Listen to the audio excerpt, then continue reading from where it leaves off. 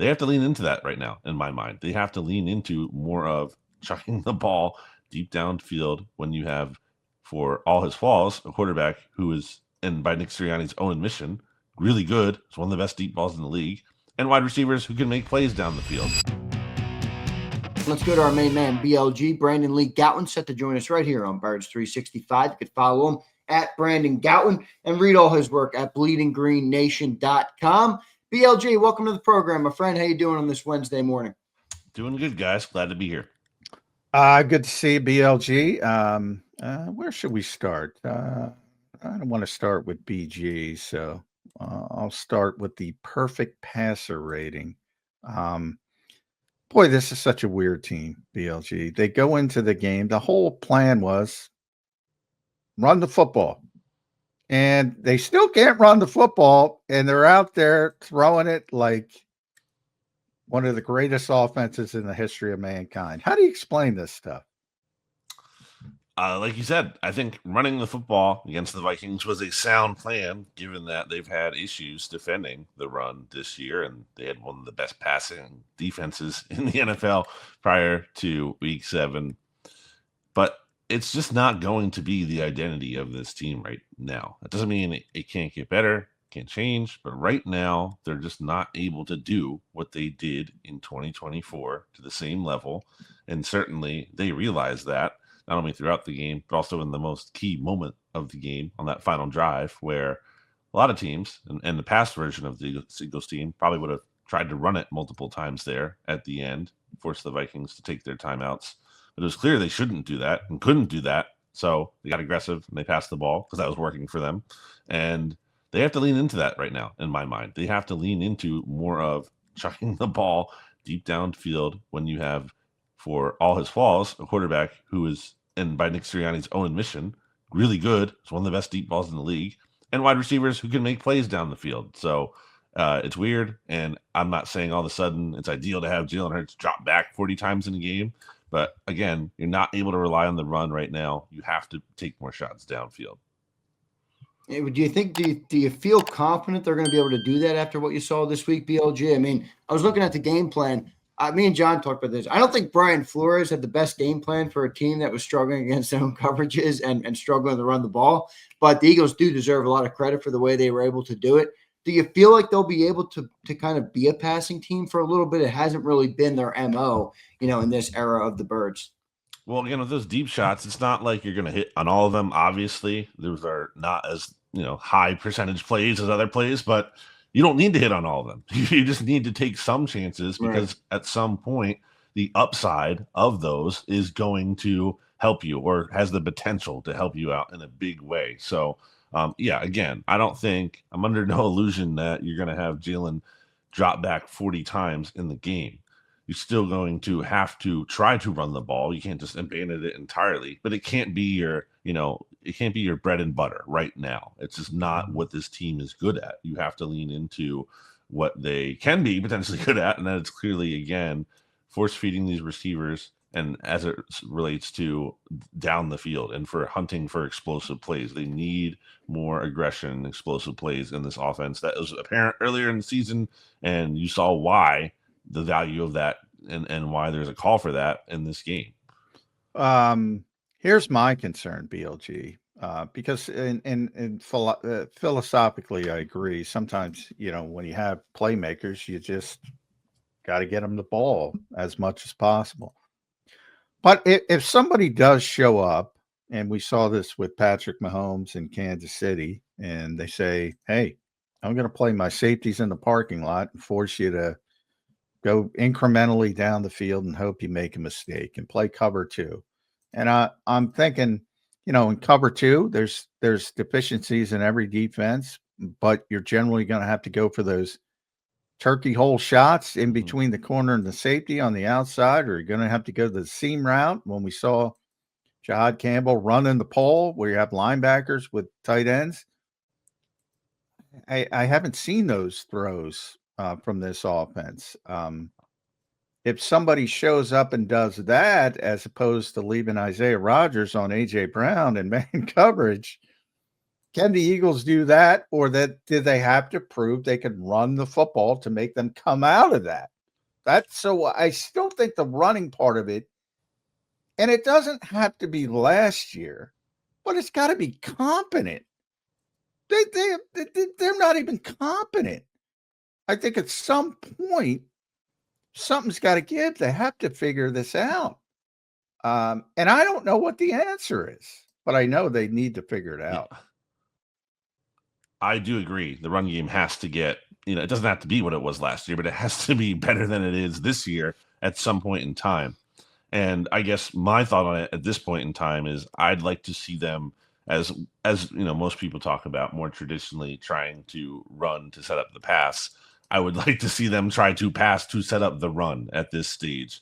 And I'd also like to see, Jalen Hurts be a little bit more involved here as a runner. I know that's a fine line between, not exposing him to extra hits and stuff like that. But I think there is a way to do that more where he can run a little bit more than he has and still not, totally be reckless with using him in the run game there. So, but yeah, I go back to just trying to set up the run by passing the football because you can't just come out running. We've seen that. They've tried to do that. It's not working for them. Again, you don't just give up on it entirely, but you can't make that, we're just going to do this. And then everything else will fall into place because I don't think that's the case right now. Do you think there's anything to them maybe, and I don't think they're doing this, but I guess it's fair to wonder. I was watching this Saquon documentary last night on Amazon. I finally got to it. It was a great documentary, by the way. But you hear Saquon talk about, early in his Giants days, I had 300 carries last year. They're running me into the ground. And it's like he had over 400 last year. 482. Yeah, 482. That's a lot of freaking carry. I mean, that's like 2 seasons for some running backs. I wonder if maybe they're trying to keep the load light until maybe later in the year where I think they're really going to need them, for the playoffs. Now, the production is the production. The yards per carry are not good, so you can't get around that. But I do wonder if they're not really pushing it, yet until later in the year. I don't know if there's any merit to that or what you would think of that, but it is something to keep an eye on, I think, when you have a running back coming off of 480 carries. I mean, yeah, I absolutely think, they're not ignorant to that. But at the same time, I think they would be leaning into it a lot more if it was working. And it's just not.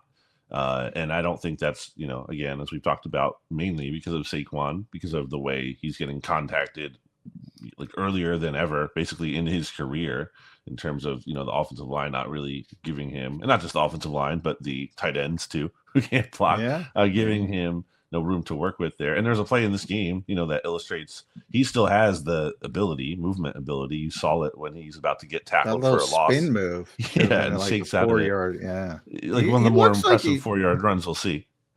He looked like he still has plenty of juice. That's why I can't figure out what completely is going on. And, this week,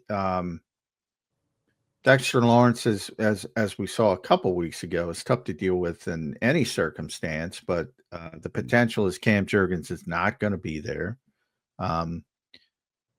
Brett Toth handled things.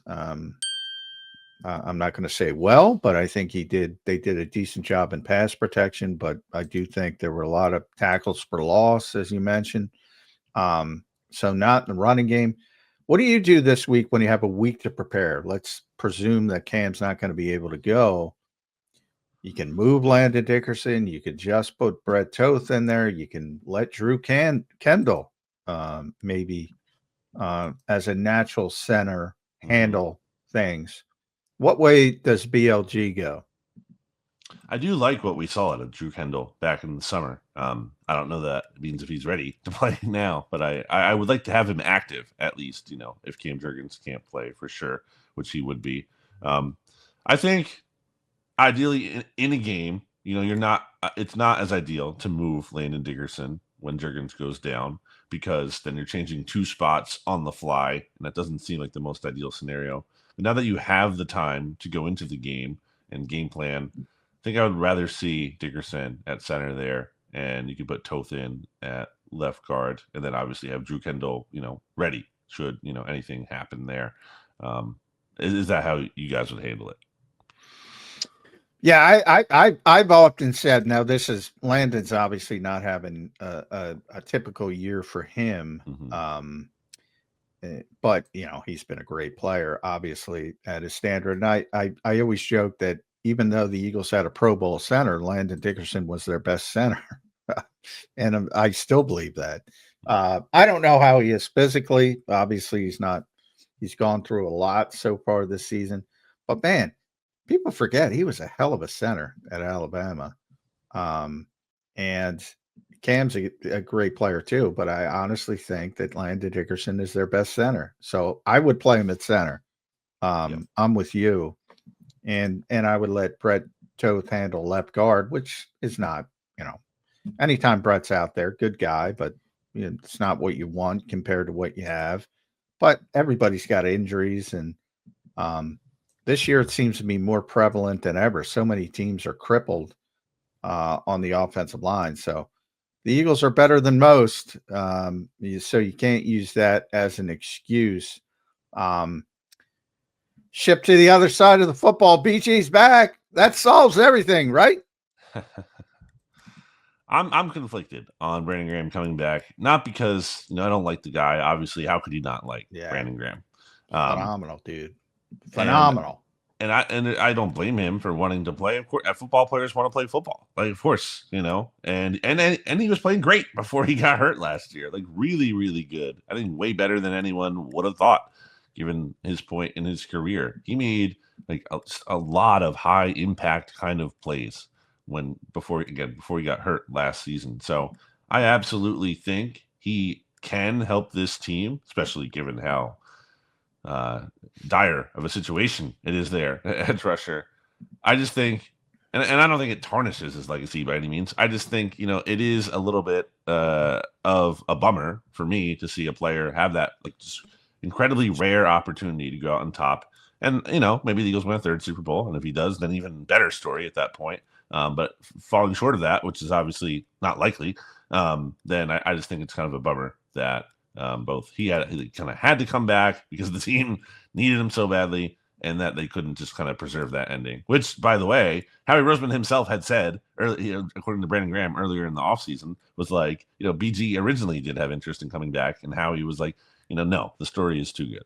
Yeah, well, I wish they brought him back originally and didn't make him hang him up to begin with, but I digress on that. BLG, what do you think of the defense overall, man? I mean, they had 2 takeaways versus the Vikings, but they did give up a lot of yards. Now, I think we all kind of expected that the defense wasn't going to be what they were last year, coming off of all the losses that they had. But how do you evaluate that group as a whole through 7 games?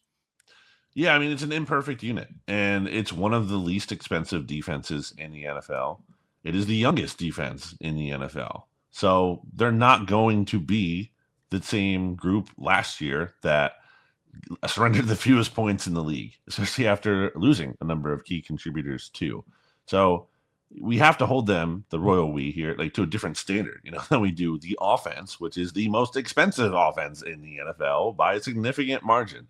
It's a different kind of situation here. So relative to what you can and reasonably should expect for them, not perfect, but I feel I'm okay with that unit and how things are trending for them. There are some, concerns about, can they continue to, make all these like high leverage plays in the red zone? Because while red zone defense, I think there is something to being good down there in terms of skill year over year. Those numbers typically aren't static and sticky. They kind of fluctuate a lot. So part of that is randomness, luck in there as well. So ultimately, I think, when it comes to like the big picture, I'm not worried about the defense sinking the team relative again to expectation. That's not my biggest concern, but they do have flaws. Obviously, cornerback, edge rusher, they are a flawed unit. Yeah, one thing about Vic I was very surprised about. He was asked about the red zone stuff, and he kind of admitted, well, there was some luck in there too. Yeah. They snapped the football over his head. Hawkinson almost completed the catch, but didn't. Jefferson almost completed the catch, but didn't. So it could have went a drastically different way. So I thought Vic was very honest about that, than just leaning on the tremendous end result, which was tremendous. The other part of Vic that surprised me, BLG, is I thought, and I think a lot of people thought, Jahad Campbell was out on the edge more because Azeez Ojulari got hurt right away. Mm-hmm. And that enabled Nakobe Dean, who, by the way, I thought looked great. And Vic said, no, that was the plan. I wanted to put Nakobe in a sub-package base defense player, and play Jahad off ball in nickel. That surprised me. Did that surprise you at all? Because Jahad Campbell's been playing great at off-ball linebacker. That is a difficult, again, it's a great problem to have, but problem is in that sediment. You can't play 3 linebackers in the modern NFL, off-ball linebackers. So to get 3 on the field, Jahad's basically got to play on the edge. He does not look ready to be impactful off the edge. What do you do in this situation? Yeah, I agree with the assessment that I just don't think Jahad Campbell is any kind of a full-time edge rusher. That's just not. I don't see that being, his long-term home, at least right now, for sure. So it is interesting to me to hear Vic Fangio say that. Also because, what does happen when they're able to fill out edge rusher a little bit more, when you get Brandon Graham in here, maybe they make a trade, Nolan Smith, other guys get healthy. We'll see. What does the playing time look like then for the off-ball linebackers? It seems kind of crazy to me that you'd be taking – Nakobe Dean's really good. No argument there. But Jahad Campbell's the future of the team. Nakobe Dean is going to be a free agent after this year. And as Vic will tell you, like, the only way to get better is reps. And when you're not giving Jahad Campbell reps, he's not going to be getting better, not only for this season, but for next year as well. So, and you spent a first-round pick on him. Like, it's just like to not have him on the field at some point there, that would be really weird to me, especially, again, given how encouraging I think of the start of the season he has had. BLG, how do you evaluate Kevin Patullo? The name just keeps going on social media, man. I don't think it's going to end with everybody talking about Kevin Patullo. But I will say there's some merit. Like, I read Kurt Warner on Twitter, and he puts up these breakdowns. And Kurt's excellent on Twitter for anybody that doesn't follow, and you should, about watching the way Shane Steichen just adds an advantage to Daniel Jones and has him prep pre-snap, post-snap. He's got options for him in every play, and he brings that advantage to the offense, for the players.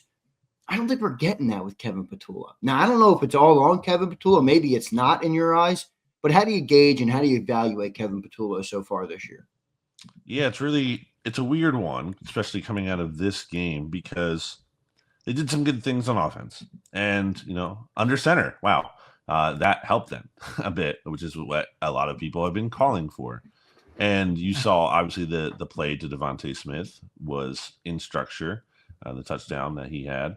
That was an old school NFL shot play. I never thought Right. we'd see that from this offense.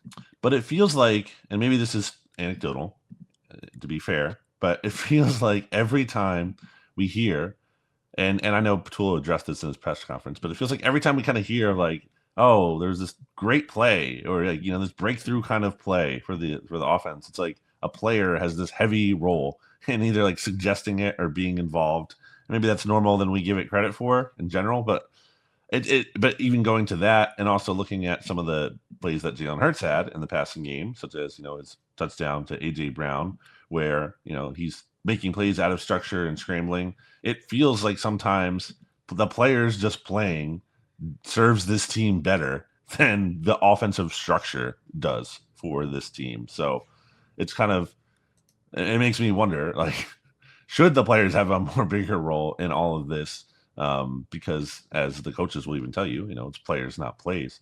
So it's weird. It's weird to parse through. They obviously deserve some level of credit, but I don't know that they are, I think at a very simple level, we look at coaching and how we define good coaching, and it's like making the talent better, making things easier for them. And I don't think that's, like, always the case here. Yeah, I mean, I think that's fair, but to the lobbying point, I mean, that literally happens every week in the NFL. I mean, I don't think that's a big deal at all. And I think, as they get asked that more, I think you'll see those questions asked. Certainly at Devontae, I think he'll admit that's like a common occurrence. And there's nothing wrong with it. That's what they should do, because they're the guys on the field. They're seeing, Devontae saw something that he could take advantage of. He lobbies, and it goes through the chain of command. They use it. It works. That's to me, that's awesome football from high football IQ players, which is what Kevin said. So I don't blame that on them at all. To your point about the on schedule stuff. And that's what was so brilliant about the shot play. That was on schedule. Mm-hmm. The biggest plays in the game, though, the 3rd and 9, the 3rd and 13, I believe 3rd and 15, those conversions, those are all Jalen Hurts. Mm-hmm. And so I'm like, but that's the advantage you have with a player who can extend plays and do those things. And, Kevin was talking about that. And there is some structure to it in that you don't want guys just rumbling around and not having a plan in a scramble drill. But I don't know. I can't blame coaches or play callers. If you got a playmaker and a playmaker makes a play, just be grateful. That's what I'm like. Hey, that's the biggest strength of Jalen Hurts' game. And it's the biggest strength of Josh Allen's game and Lamar Jackson's game. You can do everything right as a defense, and Jalen Hurts can still beat you. I think that's a huge positive for the Eagles offense, a huge positive, because the play that won the game, BLG, that was actually a good defensive call. I don't think Brian Flores had a good game, but that was a good defensive call by Brian Flores. He dropped the defensive back underneath, and Isaiah Rodgers bit on the slant and then it go, which he shouldn't have done because he had help underneath. And Jalen extended the play, and they win the game. I think that's kind of stuff is all positive. But for whatever reason, I don't know. People want to blame the coordinator. And I don't think it's the coordinator as much as the players. As you said, players over plays. I always, when it's good, I say it's the players. Yeah. When it's bad, I say it's the players. But most people say when it's good, it's the players, and when it's bad, it's the coaches. I don't think you can have it both ways. Your thoughts on that? Yeah, I think that's fair. And I've said that in the past too, where like fans don't get the jerseys of the coaches, right? You get the jerseys of the players. Yeah, right. You're not going to want to blame the players. They're your favorite players. You like those guys. You don't care about the coaches, generally speaking. Like, no one has an emotional attachment to Kevin Patullo entering the season. Or at least if you did, then you're probably related to him or something. But most people don't care about him. So therefore, if things are bad, it's just very easy to be like, well, it's that guy I don't even like anyway, as opposed to it's my favorite player not playing well enough. I think there's a big psychological thing going on with that. But I will say, I do think one thing you would like to see from the coaching staff is, have more answers. I mean, Nick Sirianni talked about solutions, and early in that game, they certainly did not look like a team with solutions, with how every single week they have these drives. And in this game, it was after the first, touchdown After the drive. first drive was Which, good. to their credit, very strong opening drive. And I liked Sirianni's decision to go for it on 4th and 4, even if they didn't get that. I thought it was really good to be aggressive there. But after that, you have 9 plays for 8 yards, and somehow 18 yards included in those 8 yards there were on these 3rd down give up plays, so like kind of fake yardage there. Like, just terrible every week. I'll tell you what, my biggest concern about this team is they get outgained every week. And the only reason is there's a lot of circumstance of that. Like, obviously Minnesota in this game was behind most of the game. So they're desperate. They're passing the ball. That's more susceptible to get yardage. But the history of this league says if you get outgained that much every single game, eventually you're not going to be very good. Mm-hmm. And I think the number was, and Dave Gerhardt put this out, the number was 96, I believe. 96 teams started the season 0-6 when it came to getting outgained. 5 of those made the playoffs. None made the Super Bowl. That's where the Eagles were. Now they're 0-7. That concerns me a little bit. Yeah, you can't, at a very simple level, you cannot get outgained every week. And they also have they have a low point differential too. I think 16th in the NFL. A lot of metrics right now, again, doesn't mean they can't improve, but right now, I think overall, even though they're 5-2, they're an average kind of team. And you just look at it a simple way from, Jordan Davis field goal block, doesn't happen. They lose that game, which is, pretty feasible. They're 4-3. So yeah, they're kind of a 500 team. Well, we'll see where they go from here, BLG. They are 5-2. They're not really ranked too high in anything, so it's kind of like one of those teams right now where I think they're still finding themselves, but they do know how to win games. Which is obviously a good thing. I didn't want to talk about this, BLG, but we got to, I guess. AJ Brown keeps going to social media. What do you make of it? I think people need to stop paying attention to AJ Brown's social media because I think it's not. I don't know. I don't know because none of us know what he's saying. Is it weird? Sure. But if you don't like it, I don't know. I think you just kind of have to not look at it. I don't know if it actually matters that he puts an Instagram post with some vague thing because I don't know. I just don't even know, honestly, what he means. I'd rather hear from him himself and in person. But I don't know. I don't. I look at that and I'm like, this could mean the front office thinks of it. I don't know if they know. I think you look at it and it's just like this could mean one of a billion things. Like we're sitting here trying to play, like detective. Yeah, I don't know. I think he likes trolling people. I think AJ likes trolling. Possibly. Yeah, but it could be. Yeah, to your point, it could be a million different things. I'm with you. The only thing I would think from a meaningful football perspective, I do think that at some point, people have asked me that question so many times over the past go, are the Eagles going to trade AJ Brown? I always say, no. They're not going to trade him at the deadline. No, they're not trading him. All the Boston bullshit trying to manufacture it. No. This offseason, for the first time, I would say, but I think the door is slightly ajar, which is a change. And I think it's changed because of some of the, do you really want to deal with this every week? I mean, this is after a game where everything was great. Perfect passer rating, 2 touchdowns, big plays all over the field. At some point, you might have to address it. I tend to think, it's weird. It's definitely weird. I'm not denying that. I tend to think, though, like when you make that trade, like Harry Roseman did for AJ Brown, you're like that players like that don't become available, and you got one. You better not screw that up. Like, I agree. I mean, Howie's generally not in the business of giving away good players. So I still think it's a long shot, but I entertain it. Like I never entertained it before.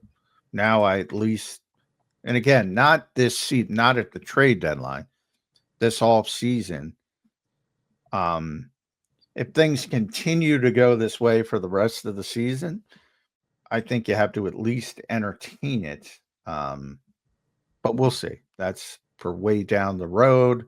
For this week, and make sure you follow BLG on the X platform at Brandon Gowton. Read him at Bleeding Green Nation.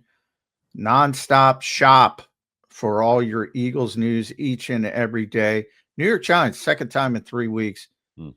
They really dominated the Eagles on a short week. A lot of crazy stuff. You don't practice that week. I hate Thursday football.